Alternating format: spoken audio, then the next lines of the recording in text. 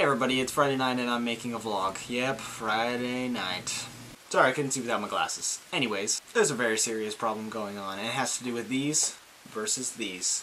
And the problem goes something like this. So you're a Harry Potter fan? Oh yeah, totally love Harry Potter. How did you feel about Daniel Radcliffe playing Harry Potter? Did you feel like it fit? Like, you know, was the character right? Or, I guess? Wait, have you read the books? Well, actually, this is a huge problem, and let me explain. But first, let's talk about book movie. There's Into the Wild, the greatest series of all time, Harry Potter. You guys like my wand? I made it in shop class. Pretty sweet.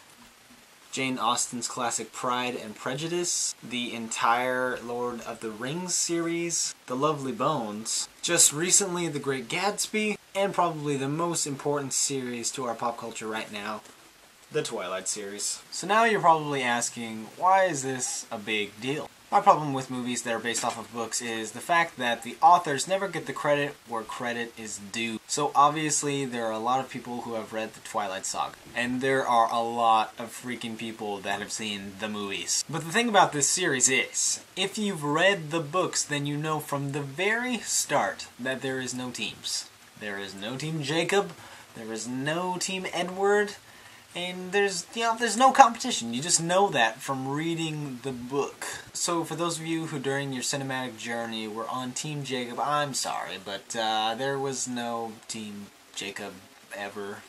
Sorry. But everybody knows Hollywood likes to spice things up. Hollywood gets away with this by saying, based on a novel written by blah-blah-blah-blah-blah. But we all know that people don't care about the novels, they don't care about Stephanie Meyer, which is so sad. They're worried about Jacob's freaking abs and Edward's freaking puffy hair. The reality is, Jacob Black is not Taylor Lautner, and Taylor Lautner is not Jacob Black, and Edward Cullen is not Robert Pattinson, and Robert Pattinson is not Edward Cullen. These characters are made up, and they are works of fiction, and they are really nothing like the actors. Okay, moving on. The problem is that we don't understand the intention of the author when we're watching a movie and not reading their books. Basically, when somebody says they're basing a movie off of a novel, it's really just an adaptation. It has nothing to do with the true story that the author intended, and a lot of things are left out. And some things are even added in, which is very sad. The reality is, reading a book is far more entertaining than watching a movie. Basically, what you're doing when you read a book is you open it, you look at the little black... Wait. Yeah, it is. This is the new Fault in Our Stars limited edition by Barnes & Nobles, and this has some pretty sweet Q&A in the back about the book, and it's got John's signature pressed into the cover.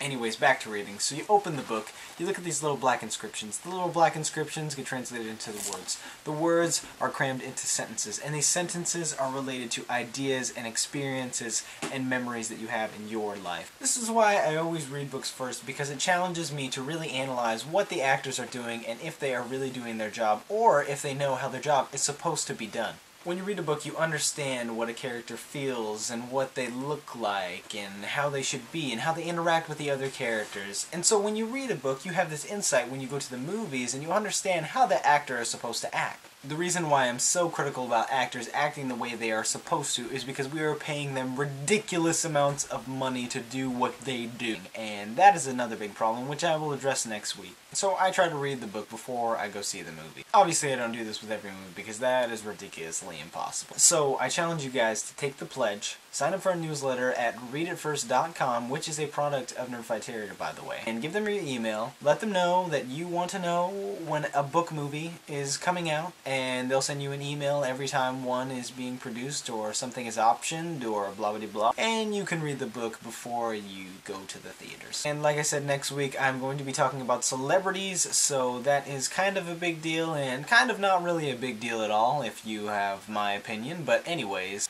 The reality is the dollar signs in a celebrity's pocket is due to our idiocracy. So, yeah.